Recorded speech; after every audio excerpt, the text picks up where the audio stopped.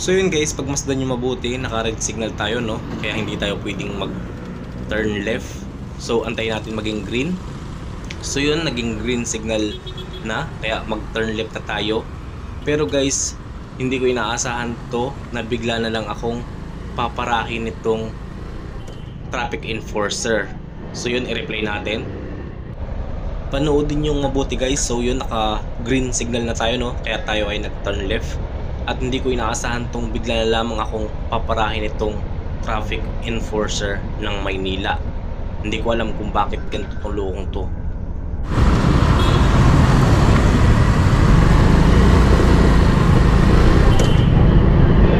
Sa mga ganyang enforcer, no, ingat tayo mga riders, kasi yung mga ganyang klase ng enforcer is nangungutong.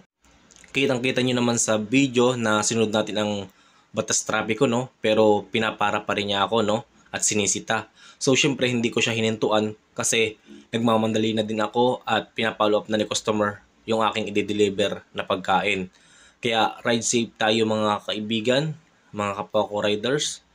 Kasi yung mga ganyang enforcer nga is nangungutong, siguro mga gutom na, talagang buaya, no?